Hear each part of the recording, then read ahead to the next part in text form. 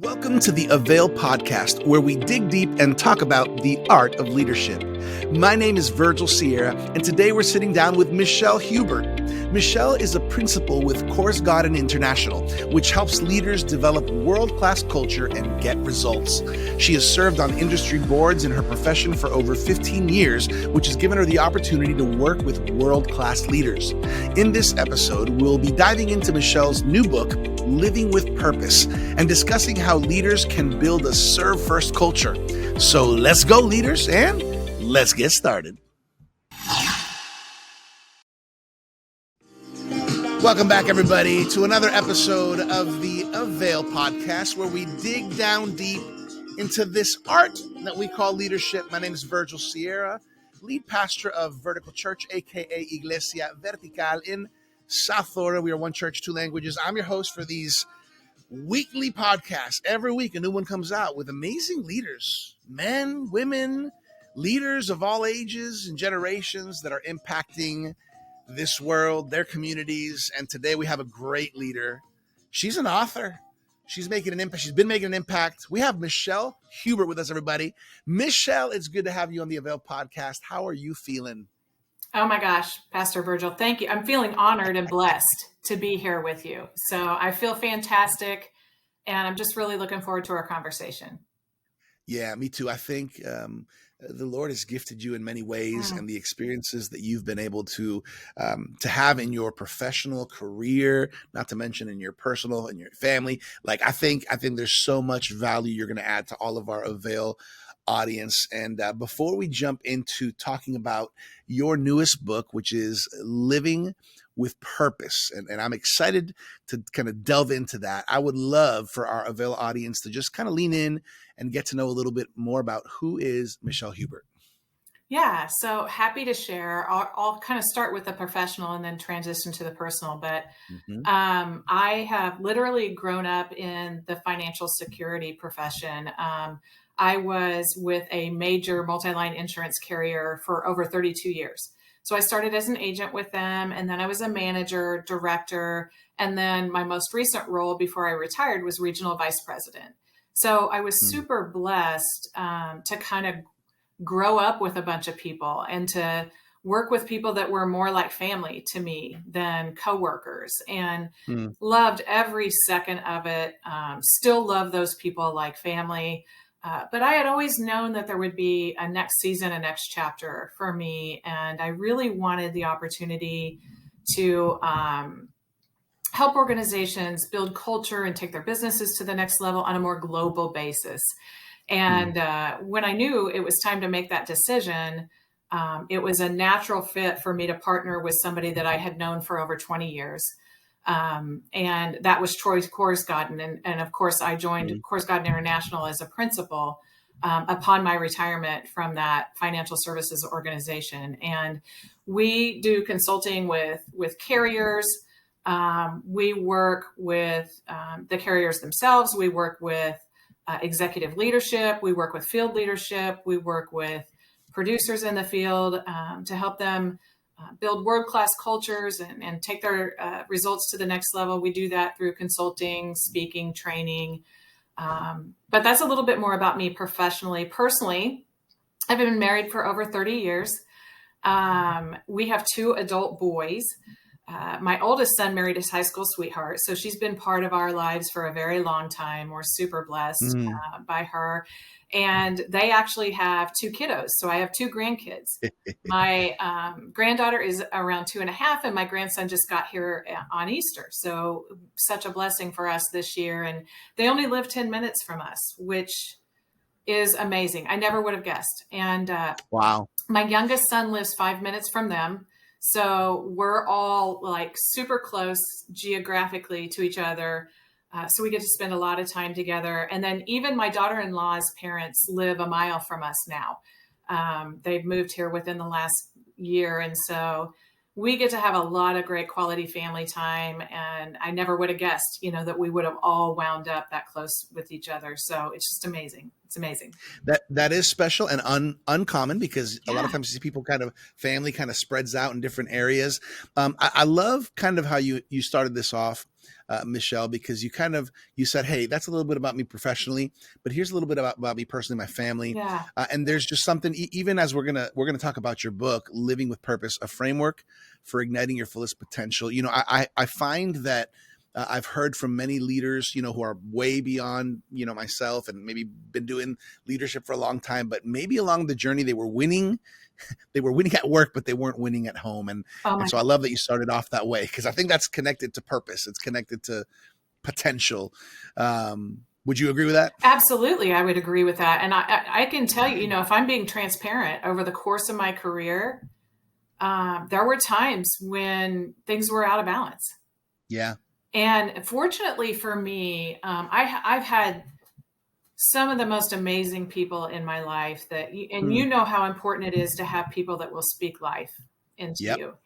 And I get emotional thinking about this. I had a mentor along the way who would ask me how I was, and I would, because he was in our profession, I would kind of give him the professional answer, and he would stop me. And he would be like, no, he would challenge me. How are you leading on the home front? He would ask me that question. Tell me how you're leading on the home front. And so it's so true. And there were times, when things felt a little out of balance, but I had the most amazing people around me that would ask me good questions that would get me grounded again, and help me realize that I need to make sure the most important things are the most important things always. Yeah, that's good. That's great. I want to talk about your new book. And by the way, quick shout out to Troy Korsgaden. Troy's awesome. Yeah. He's been on the AVAIL podcast before. We love him. Great leader. It's so great to hear that you're connected to Troy and everything that's happening there. Let's talk about your book, Living with Purpose, a framework for igniting your fullest potential. Why did you write this book? What's the heart behind it? I'm sure that it was a process of it coming to life. Talk to us about it. Yeah. Talk about a process and a learning opportunity and a journey. And so I had wanted to write a book for a long time. And actually it was the same mentor that I was talking about earlier, who he knew that was on my heart. And he just pushed me over the edge and challenged me and said, you need to stop talking about this and do it, And so, and I was, of course, as any new author who had never written a book before, I was nervous and I didn't know where to start. But fortunately, I connected with some good people that could help me. This was back in 2015, Pastor Virgil. So this was a while back, right? Yeah. And I spent a year working with a ghostwriter. And she would record our conversations, and then she would get some words down on paper. And we did that for a year, and then I would go back and edit and rewrite. And it was great. She was so helpful, and it was amazing. But it really wasn't what I wanted it to be yet. And I'll talk in a minute about the heart behind the message.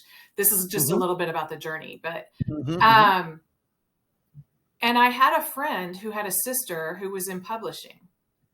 And he said, why don't you just send it to my sister? And I sent my manuscript to his sister. And within a few hours, she sent me this detailed email with very candid feedback, which is what I wanted.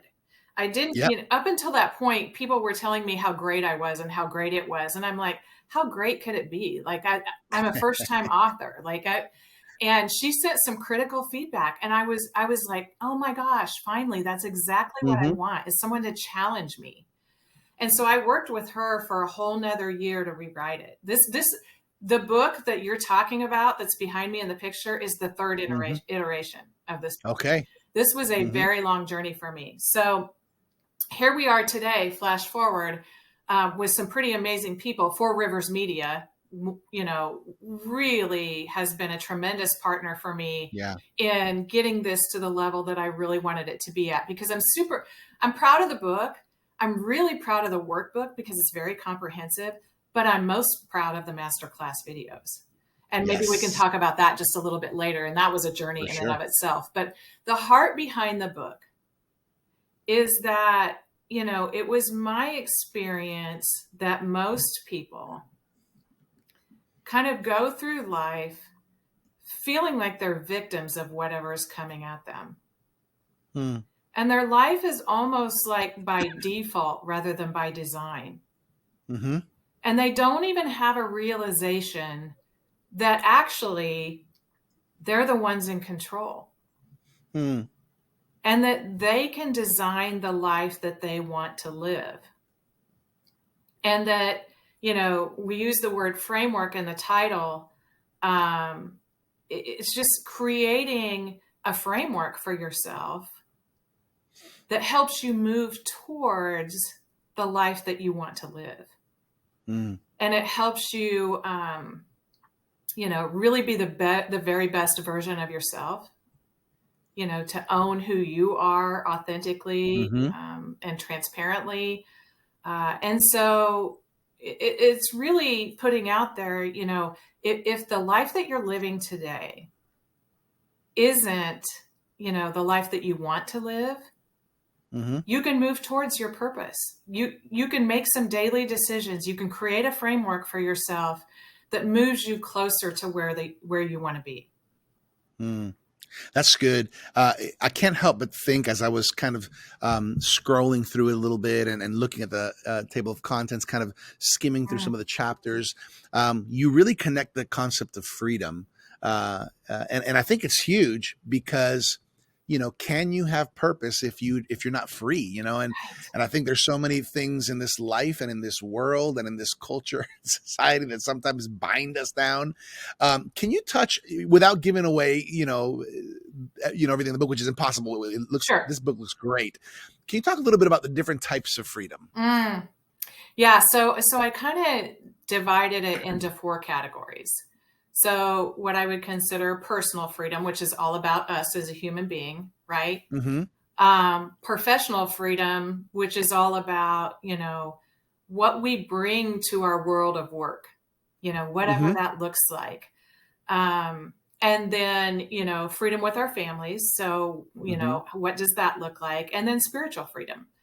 And so I kind of divided it. Well, I did divide it into those 4 categories. That's what made sense for me in my head. Yeah. And so really, personally creating that framework that allows us to be the most authentic version of ourselves. I spent, I think a lot of people can relate to this. I spent the first half of my career trying to be who I thought other people wanted me to be. Right. And that not only impacted me professionally, it impacted me personally because I felt like, I couldn't be as authentic or as transparent as I wanted to be. And that's silly. That's insane, right? Like God designed us all a specific way on purpose. And so, the personal chapter is really all about embracing who we are and being able to live in that authenticity and that transparency and really exploring, like, what are our own personal values? Like, what's important to us? And not being influenced by what other people think or what's important to other people, but really getting into what's important to us personally. And then, professionally, same thing. Like, what are our professional values? And often there's a lot of alignment, between our personal and professional. There should be. Hopefully there is. But professionally, back to our, our previous conversation, a lot of people feel like they're victims of whatever's going on in their professional lives. And they spend way too much time worrying about the things that they can't control rather than controlling the things that they can. And, we can all be leaders right where we're at. And it doesn't matter where we're at in any organization, and we can be the change that we want to see. And so building a professional framework for ourselves is really important. And then with family, the same principles apply, right? Are we, show me your calendar, I'll tell you what's important to you. Are the thing, if you tell me your family is important to you, where are they showing up in your calendar? Right. Are you building a framework that reflects that? I have specific things in my calendar with my kids, even my daughter-in-law, travel with my husband, travel with my dad, my sister, because those things are important to me. And that's part of my framework from a family perspective. And then spiritually, if we feel depleted spiritually, it's because we don't have the right daily practices in place. Yeah. And we haven't created a framework for ourselves that keeps us from feeling depleted. And so for me, it's things like a devotional. For me, it's a morning walk in fresh air.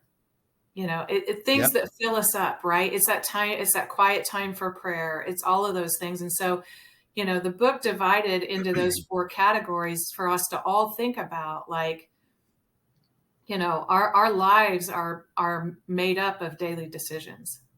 And are those daily decisions leading us to the life that we want to live? Are they bringing purpose to our life? Are they bringing freedom? That's so good.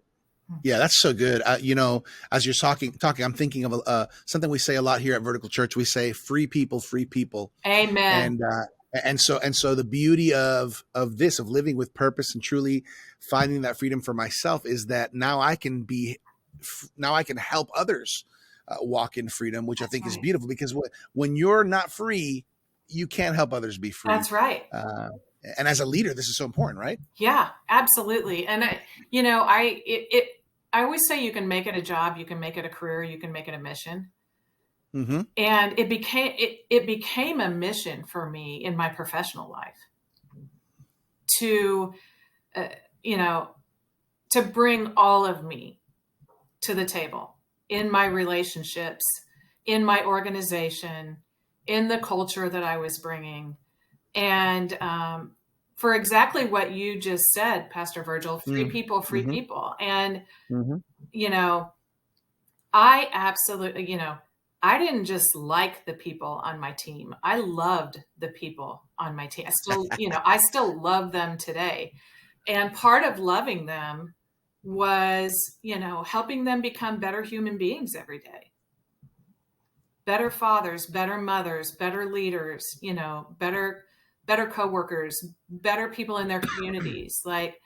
And so I learned that, I'm a big believer that ministry doesn't always happen in churches, and Right. ministry doesn't always happen even in church communities, right? Right. Ministry should be happening all day, every day, in all of our interactions. And so, yeah, writing the book was such a growing experience for me, because it helped me kind of sort through what has created that freedom for me in my life, so that I could articulate it for other people and how they could create it for themselves in their life. Yeah, that's so good. One of the things that I appreciate about you is the experience that God has allowed you to have professionally. I mean, you've been on all kinds of boards with world-class leaders that are making an impact globally. Something that I know is kind of a sweet spot for you, or at least it's something that impassions you. And by the way, I'm with you. It impassions me a lot. Is the aspect of organizational culture. Can you just touch a little bit from your experience and your expertise on how important is culture, and what's the fastest or the best way to actually change it, especially if we want to get it in a better direction? Yeah. Yeah. So a couple of different things come to mind immediately. First of all, most leaders, I shouldn't say most, I'll say some leaders have it upside down. They think that when they get in a leadership position, that the people are there to serve them. And that's not true. It's the opposite of that. As leaders, we exist to serve our people. And if we come into our organizations with that heart and that mindset, and always asking ourselves, how can I serve today? That's a big part of it. Another big part of it, honestly, people get into leadership positions and ego becomes a problem. And I think humility and being humble is those are two key factors to building culture. Yep. And so, it can be asking questions around what are we doing really well and what are we doing not so well? And really wanting the answer to the question and really listening to the answer to the question. And, the best leaders in the world are open to all feedback. And, we teach people whether to give us feedback or not by the way we respond to it. And if we don't respond well, they'll quit giving it to us. That's good. And it's impossible to build the culture that you want to build without the feedback. And so, I went into my organization, and I still, in the work that I do, I was just with a group in Chicago a couple of days ago and prayed before our time together, Lord, let me be a reflection of your love and your light. That's my constant prayer. Not to solve the world's problems, not to have the right tools and resources, right? I know that if I'm a reflection of his love and his light, everything will take care of itself. And so really just coming in with that heart of service to your organization, to the people that you serve.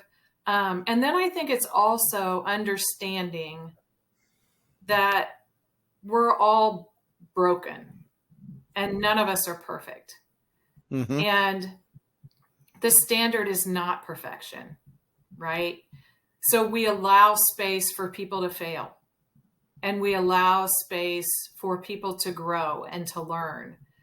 And I think that, when you create an environment where people aren't afraid to speak up and they aren't afraid to fail, and they know that you're going to have their back no matter what, they will break through to levels that they wouldn't have otherwise. They'll contribute to the organization at levels that they wouldn't have otherwise. So I think, a lot of building the right culture, a serve first culture, ties back to posture. It ties back to having the right heart. It ties back to checking our egos, being humble, having humility, understanding the value of the people on our teams. That's so good. I love that you emphasize the serve first culture. I want to, without getting too personal, I want to see if you can help me, because I know you weren't perfect at this, right? On your journey, Oh. Neither am I, and we're learning. Can you think along your journey, maybe a lesson you learned or an example of maybe when you had the wrong mindset or in your organization and kind of how it affected? Because I think sometimes when we talk about maybe our follies, it helps us, get even stronger. Listen, Pastor Virgil, there's hundreds of them. You don't learn when things go right. Right. We learn when we make mistakes and when things go wrong. So of course, all along the way, I could think of hundreds of them, times when change management comes to mind specifically. Here's what we're doing and here's how we're doing it. Go. That's not a good strategy for change management, right? We have to be very intentional about helping people understand the why and understanding the emotional journey that they're going to go on with change and helping them through that. And I didn't understand any of that early in my leadership career. And as a result of that, I created a lot of chaos with my team because I didn't understand any of it. I understand that now. And so I slowed down and I'm intentional. And, early in my career, I would say that I wasn't nearly as good of a listener as I am now. And it wasn't because I didn't have the heart for it, because I always had the heart for it, but I was always moving too fast. John Maxwell teaches us to move slowly through the crowd, right? Right. Early in my career, I never moved slowly through the crowd. Like I never slowed down enough. And even when things were challenging, whether it came to like even maybe an employee termination, those kinds of things. Early in my career, I would say that, I didn't handle them on a negative, in a negative way, but I certainly didn't handle them with love. And like today, if something gets off track, I never assume the worst anymore.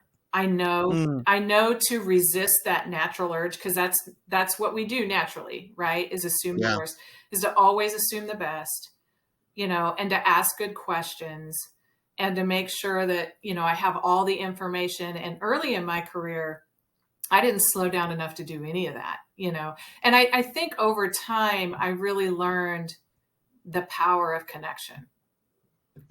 And, really taking the time to make sure that I understand the person, to make sure that I understand what's happening, to make sure that I understand the challenges and the obstacles and the opportunities. And so, yeah, over the course of my leadership journey, I learned most of what I learned from what went wrong, not what went right. That's a good point right there. Yeah. Woo, that's a good point. I would love to hear this. I think there's so many great factors about having you here as a guest, Michelle, because obviously your leadership experience, especially being somebody in the marketplace with values and faith, and love for God, being a woman that's in high leadership level positions, which I talk about a lot, because sometimes in ministry you don't even see that as much as you see it in the marketplace. Yeah. Which I am a proponent of. Let's see some more women who have leadership skills and giftings serving God. But here's a question for you as you think about your career, and you've been in significant positions and roles throughout the years. Can you share with us maybe one of the most memorable moments in your career so far connected to this whole concept of living with purpose, right? And you've already mentioned, purpose goes beyond our professional career. We have our family life and all that, but maybe for those leaders leaning in, whether they're leaders in the marketplace, leaders in ministry or in churches, what for you, for Michelle Hubert, what can you say, man, this is a very memorable moment in my career, my trajectory, my journey. I think it's always fun to hear a little bit about that. Yeah. I mean, I don't know what you said that caused this to come to mind, but the thing that jumped into my mind and into my heart was, when I first started serving on this industry board, it was like super intimidating to me. Like I felt like, honestly, in the beginning, I felt like I didn't deserve to be in the room. These were world-class leaders. I didn't feel like I was there yet. But I remember a particular dinner, and this actually shaped my leadership journey. I remember a particular dinner with this board, and one of the board members, a great friend of mine, Frank Scalesi, was talking about his team, and he gave this great speech, and he ended he ended the talk, and he was talking directly to all of the board members, and he shared with us his philosophy around 3-4-5. And it revolves around 3 words: I love you. 4 words: I believe in you. And 5 words: I am proud of you. And it really hit me that whether we're talking about our personal lives or our professional lives, it doesn't matter. Yeah. Most people will go through their lives without ever hearing those words. Wow. Or they'll go through a day or a week or a month or a year or years without ever hearing those words. And, it really connected with me, because I realized that if I think those things, but I don't say them, there's no power in them. If I think those things about a team member and I don't say them to them, then, they don't get the benefit of me thinking it. Right. If I think those things about my kids and I don't say it to them. Come on. Right. And so as I interact with people, I'm constantly thinking about, does this person have anybody in their life that believes in them? Yeah, it's good. And so that it made me think about, the people that I serve and pouring into them. And there were mentors that saw more in me than I saw in myself. And when Frank talked about that, it gave me this sense of responsibility to pass that on to other people. Like, who am I putting belief into? Who do I see more in than they see in themselves? And am I sharing that with them? Am I encouraging them? Yeah. Who am I putting courage into? And so that was a moment that I will never forget. And it's impacted me, and it's impacted other people in my life since then. And it will impact me for the rest of my life, because I think that, there's a lot of noise. There's a lot of chaos in this world. Yeah. And, when we love people, when we believe in people, when we let them know that we're proud of them, there's nothing we could do throughout our day that's more powerful than that. That's so good. A lot of times you wouldn't think of this. I love it. I'm taking it. I'm going to carry this as well. The 3-4-5 principle. Yeah. I can't help but think, but the natural thought when you're thinking leadership, organizational leadership, professional leadership, isn't this, but this is so powerful. And I wonder, maybe before we share how people can get the book and how they can connect with you, before we do that, I wonder if this is connected to the chapter in your book, Live Your Legacy, right? I wonder if it's connected to your heart there. Can you talk about that? Absolutely. Absolutely it is. And, I always say legacy isn't what happens when we leave the earth. It's what happens when we leave the room. Come on.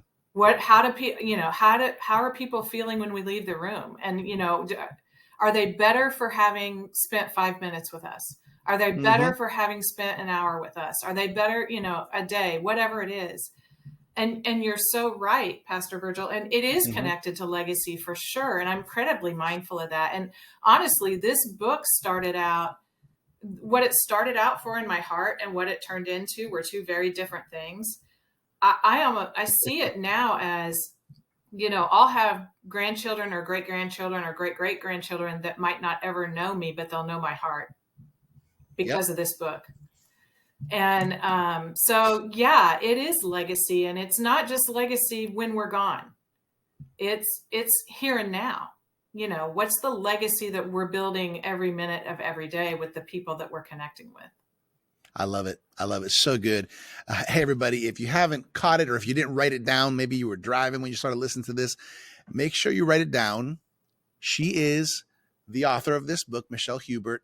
The book is Living with Purpose. Michelle, where can people lean in to buy the book? I know that you mentioned the study guide, you mentioned masterclass videos. Where can they find this and connect with you?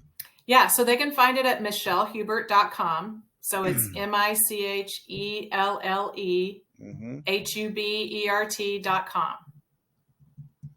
Love it. So the book is available. You made a reference. I personally love when a book comes, with a study guide or masterclass videos where it's kind of like a combination. Yeah.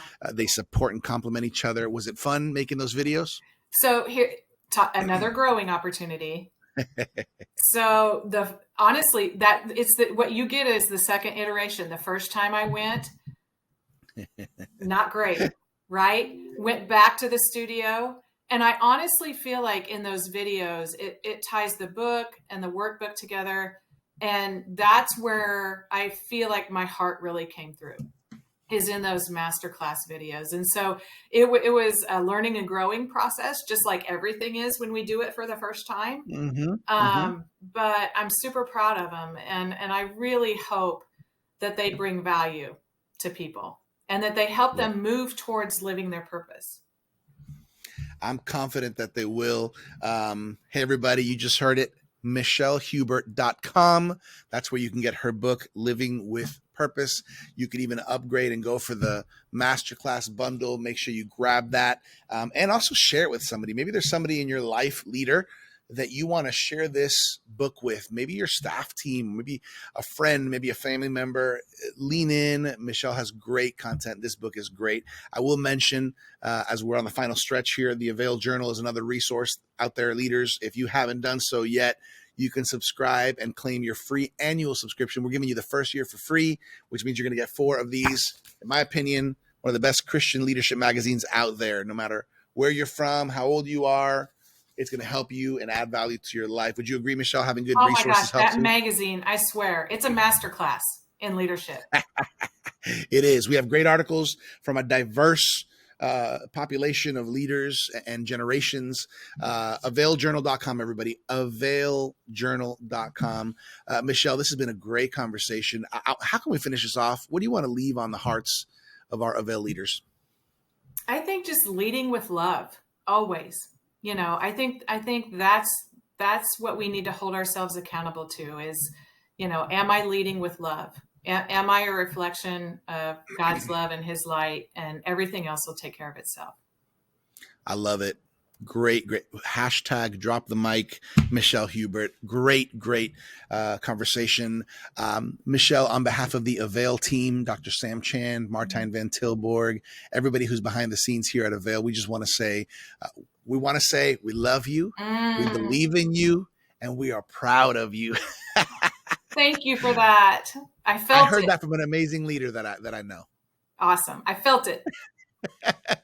We honor you, Michelle, and we thank you for spending some time with our AVAIL leaders. And we hope a lot of people get this book, and I hope you get excited about people leaning in and learning from your life. I love it. Thank you so much. Yeah. Hey, everybody. Thanks for connecting. As always, here at AVAIL, our heart is to connect you with leaders who are encouraging you and challenging you and helping you grow in your leadership. MichelleHubert.com is where you can get the book, Living with Purpose. On behalf of AVAIL, my name is Virgil Sierra, lead pastor of Vertical Church, your host right here on the AVAIL podcast, where you get a fresh new episode every week talking about leadership, this art, this challenging dynamic of leading in this culture and society with so many people and so many things to do. We hope you've been encouraged, and we'll catch you next time right here on the AVAIL podcast. Thank you for joining us for this episode of the AVAIL podcast with our guest, Michelle Hubert. You can find out more about Michelle by going to michellehubert.com. For more leadership resources, check us out at theartofleadership.com. And make sure to claim your free annual subscription of the AVAIL Journal at availjournal.com. If you'd like to connect to our growing leadership community on Facebook, visit availleadershipconnect.com. As always, I'm your AVAIL podcast host, Virgil Sierra. Muchas gracias. Thank you for connecting with us to learn the art of leadership here at the AVAIL podcast.